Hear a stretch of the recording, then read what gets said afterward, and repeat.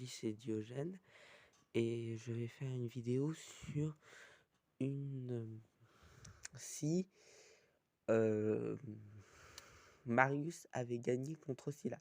Alors, je vais vous expliquer un petit peu qu'est-ce qui s'est passé durant la première guerre civile romaine. Oui, on va imaginer que Marius a gagné contre Sylla durant la première guerre civile romaine.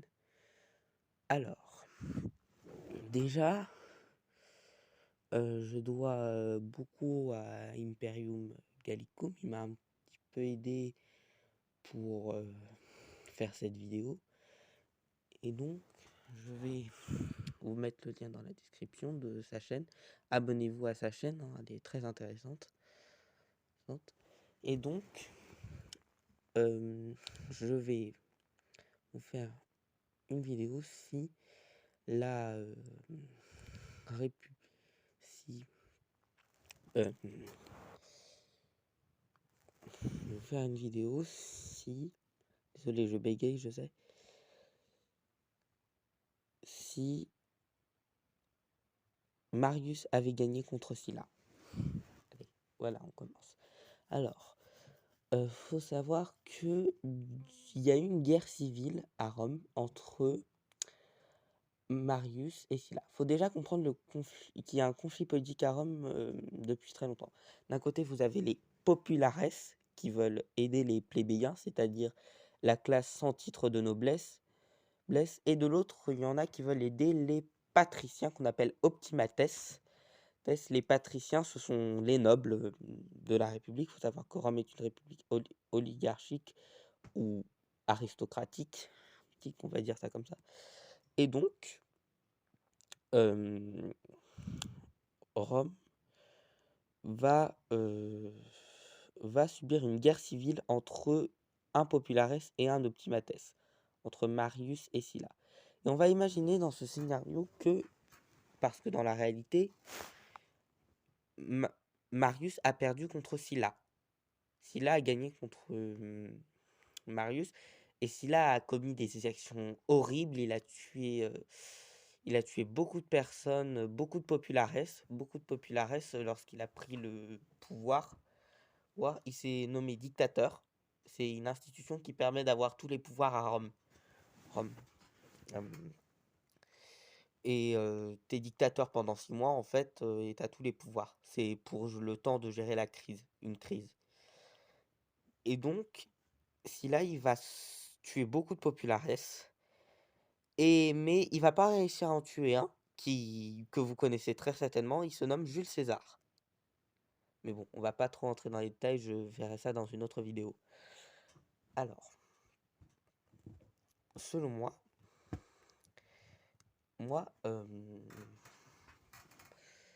une fois la guerre civile gagnée par Marius va faire des réformes successives pour les tribuns de la plèbe et pour les consuls. Par exemple, je pense que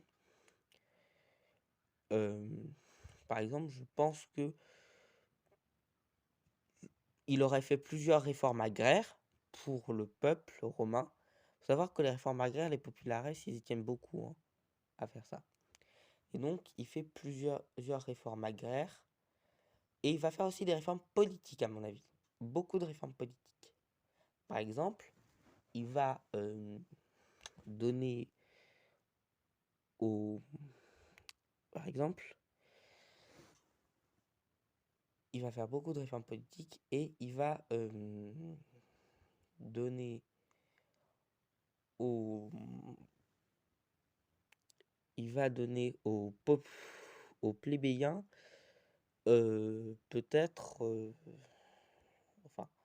peut-être des questeurs réservés à eux, par exemple. Enfin, je vais pas trop rentrer dans les détails, mais je pense qu'il va faire des réformes politiques, on va dire, un petit peu plus démocratiques à Rome. Par exemple, je pense qu'il va militer contre la corruption à Rome, contre la corruption politique. Parce qu'à Rome, il faut savoir qu'il y a beaucoup, beaucoup, beaucoup de corruption politique à cette époque. Et je pense qu'il va, par exemple, créer des vigiles spéciales, une sorte de police spéciale pour militer contre la corruption. son- et il va, je pense que c'est ce que va faire Ma- Marius. Il va aussi peut-être changer le droit de vote à Rome. Peut-être qu'il va faire des comices un petit peu partout. Tout, on va dire des comices. Bon, j'ai expliqué pour ceux c'est quoi un comice pour ceux qui savent pas.